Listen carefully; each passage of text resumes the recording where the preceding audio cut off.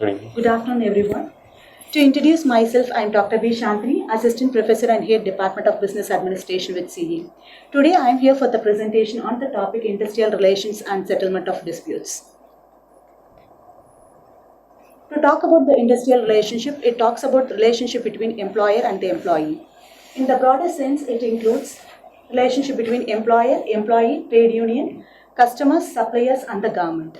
In the narrow sense, it talks about the relationship between employer, employee, trade union, and the government. Importance of industrial relations. When there is a good industrial relations in the organization, there always exists industrial peace in the organization.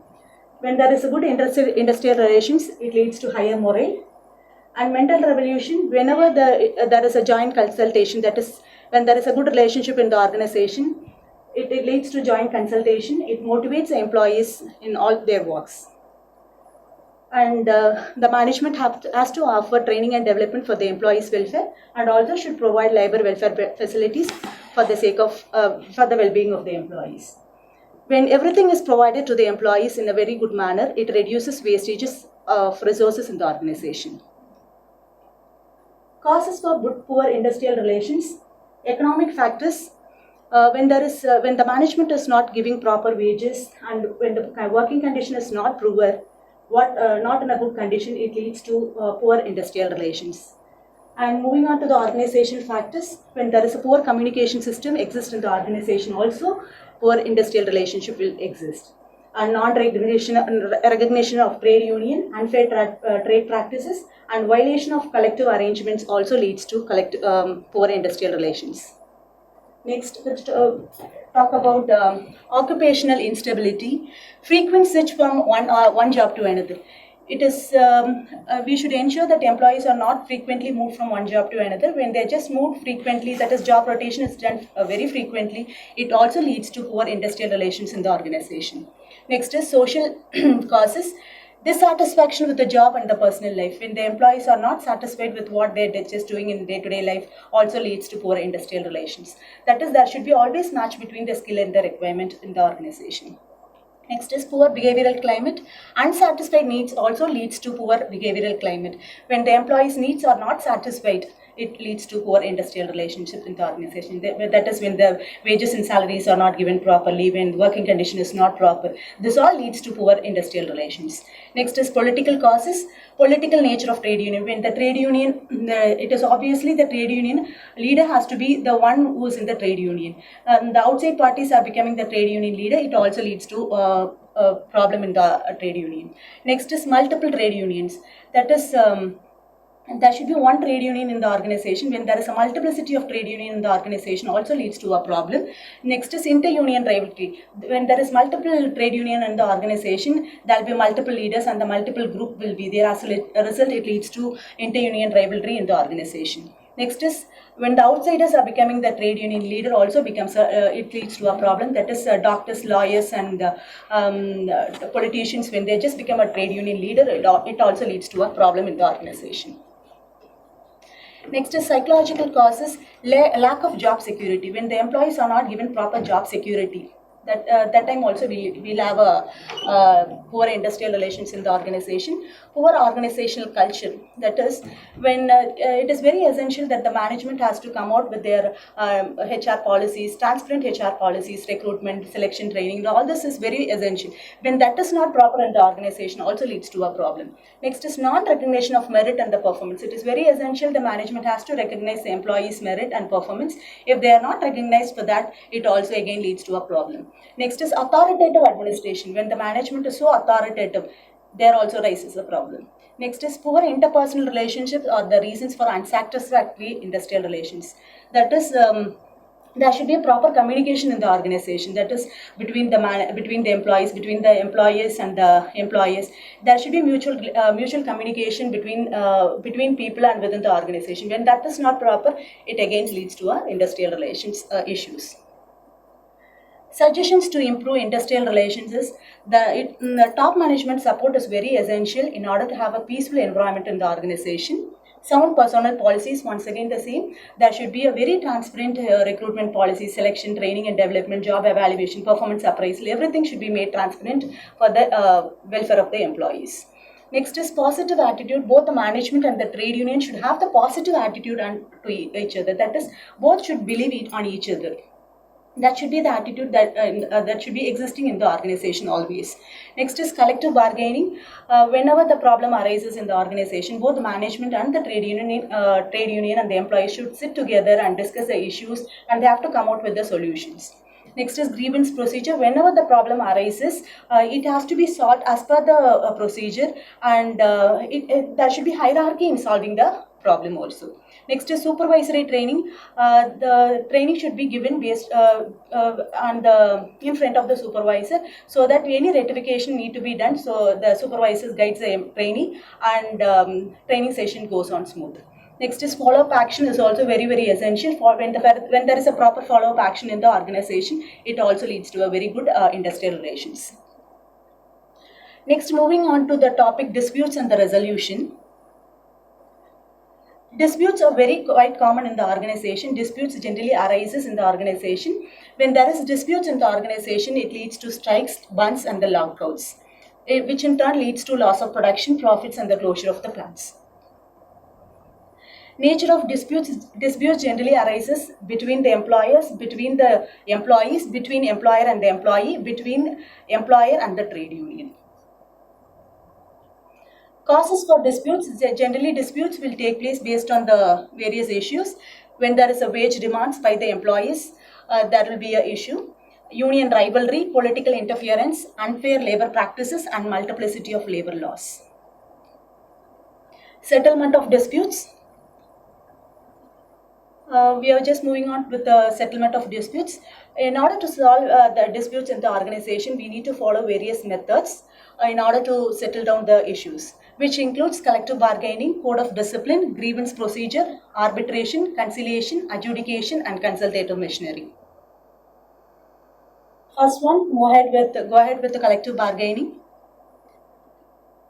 Whenever there is issues that is going on in the organization, both the management and the employee should sit together in order to come out with a conclusion, in order to arrive at the solution to the problem. That talks about the collective bargaining. It benefits both the employer and the employee. Collective bargaining process includes preparing for negotiation, identifying the bargaining issues, negotiation, reaching the agreement, ratifying the agreement, and administering the agreement.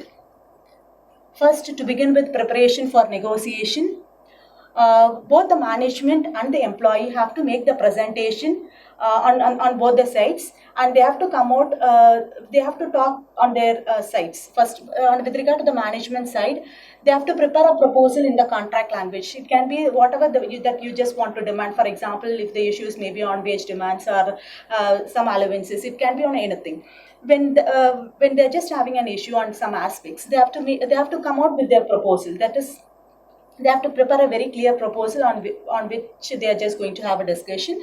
Determine the company's prospects to offer. That is, management. For example, if the issue is going to be on the bonus aspects or the salary, they have to come out with the documents supporting those issues. Next is statistical data to support negotiation. Prepare a bargaining book which compiles information about the problem by comparing with other companies also. Next is on the employee side. First, the employer will make the presentation on what are the aspects that he has the document to support on, and after that the employee will talk on his behalf.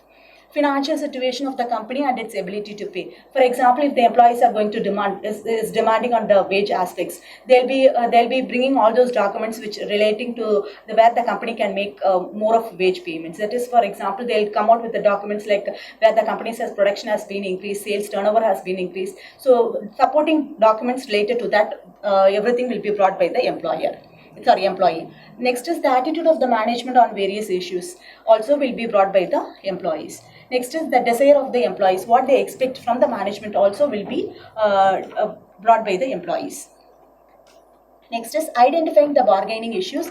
The bargaining issues may be wage related issues, wage differentials and overtime rates, and supplementary economical benefits, which includes pension plans and the paid vacations and the paid holidays. Institutional issues, which talks about the rights and the duties of the employees, employees and the trade union. Next is administrative issues, which talks about the seniority, health and the safeties, technological changes, work rules and the trainings. negotiation, each side will present the initial demands. The negotiation goes on for days till the final agreement is reached. Next is, before final agreement, strikes and logouts will happen in the organization. The success depends on the skill of the negotiation. It is all depends on the negotiator who negotiates for the issues. The negotiator on both the side, both the employer side and the employee side, has to be very skillful in order to have a very successful negotiation. Next is measures to get the negotiation moving. Third party intervention also will take place. That is, if we are not convinced with the solution that is given by the management or the employees based on the discussion, they can also bring the third party in order to give the solution to the problem. Next is union tactics. Union will generally indulge strikes and boycotts during the bargaining process. Next is management tactics. Is they'll indulge in splitting the trade union, and they'll also use political influence and the bribing union leader. All this will take place as we see in the movies.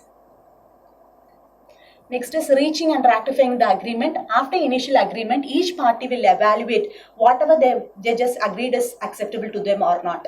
Based on that, they'll go for assessing themselves. Next, this is a crucial stage in ratification. The union negotiation team asks for the members to vote for the agreement. Whatever they have just agreed, they'll be asking for the other members, whoever joined the collective bargaining process, they'll be asking them to vote. Based on the vote, they'll go for proceeding with the solutions. The contract must be clear and precise. Whatever they just agreed should be made more precise and very clear. Next is administering the agreement. Once both the parties are agreed to the terms and the condition, they go for signing the documents. That talks about the administering the agreement. The management has to communicate to all levels. Once it is finalized, whatever the decision they have made is finalized, it has to be communicated to all the levels of employees in the organizations. Supervisors need to know their responsibilities, what to do when disagreement arises.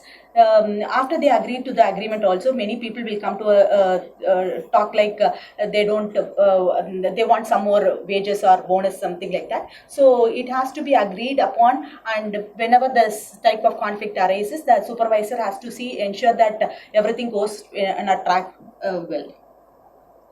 Next is moving on to the next core point, which talks about the code of discipline. Duties and the responsibilities of employer and employee. Each and every individual in the organization, they have to know what are their duties and the responsibilities. The main objective of this is both should know their duties and the responsibility, bring cooperation at all levels. Employees at various levels have to ensure cooperation. Without cooperation, nothing is possible in the organization. So lower level, middle level and upper level employees should ensure cooperation. Next is procedure for settlement of disputes generally will take place in the form of negotiation, arbitration and conciliation. Eliminating the mispractices violence in industrial relations. It is very essential when the disputes are going on in the organization. Generally, the employees will indulge in breaking of the machineries and spoiling of raw materials. All this will happen in the organization. That management has to ensure nothing of that sort takes place in the organization. Next is avoid work stoppages. When issues are going on in the organization, employees should ensure work stoppages never takes place in the organization. When there is a work stoppage, it results in a decrease in production and profitability will come down. So it is very essential. We should ensure that work never stops in the organization. Next is facilitates free growth of trade union. It is very essential. The management have to ensure, and they have to ensure that the trade union always exists in the organization. They have to have the thinking like because of the trade union only that when there is a trade union in the organization, it gives a very they should ensure that trade union is always strength through the employees. Next is maintain discipline in the industry. Very essential that there should be always discipline in the organization. When there is indisciplinary action that is taking place in the organization, only it leads to a problem. Next is grievance procedure. Grievance talks about the problems. Whenever the problem arises in the organization, it has to be solved as per the procedure. That talks about the grievance procedure. First stage, the agreed employees will submit his grievance in writing to his section head nominated by the management from time to time.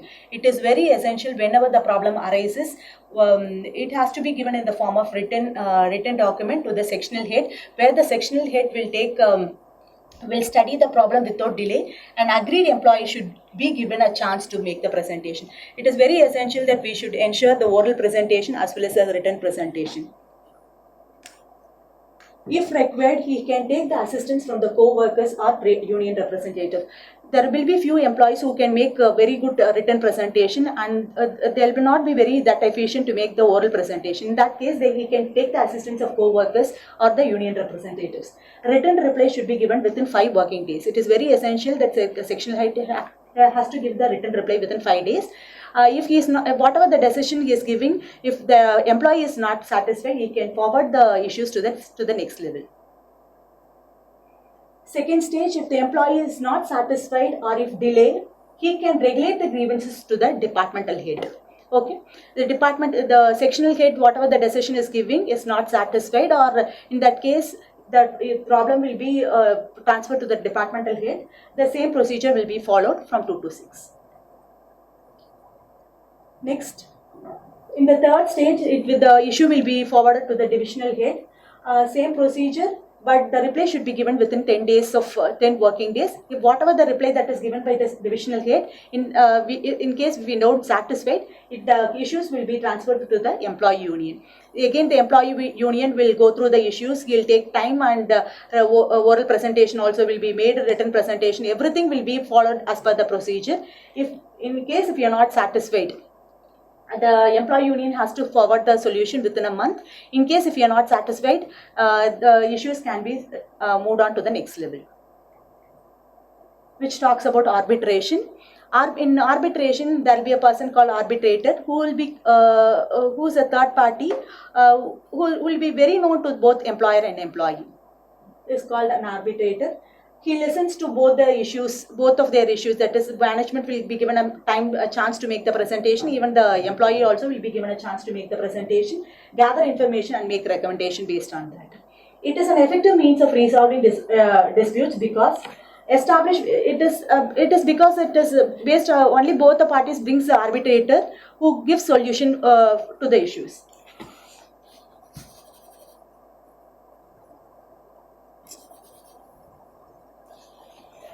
The issues to be resolved will be presented in a summary form to the arbitrator. Both the parties will make the presentation as usual, like whatever we have seen so far. Each party will present in hearing. Next is the arbitrator conducts a hearing much like a court. It will be like a court atmosphere where each party will be given a chance to make the presentation. Everything will be heard very patiently by the arbitrator. In between, he'll not make any sort of interruption. Both the parties will make the presentation on their own behalf. After hearing, the arbitrator studies the material submitted. Even the hard copies will be submitted. The issues will be read by the arbitrator well relaxedly, and he has to give the solution within 30 to 60 days of time. Weakness. It is very, very expensive where you need to find arbitrator, where the arbitrator will be charging heavily in order to get the grievance solved. And in the second problem is that if you don't select the proper arbitrator also, it leads to a problem. Too much of arbitrator is also not good. It is not good for the healthy industrial relations. Next is moving on to conciliation. It is a process by which representatives of workers and the employees are brought together before third party with a view to persuading them to arrive at the agreement by mutual discussion between them. What makes the difference between the arbitrator and conciliation is, arbitrator is a person who's appointed by both the employer and employee, and who's very well known to the management and the employee. And this in the conciliation process, he is also third person who will be no way connected to the both employer and employee. This person will be appointed by the court.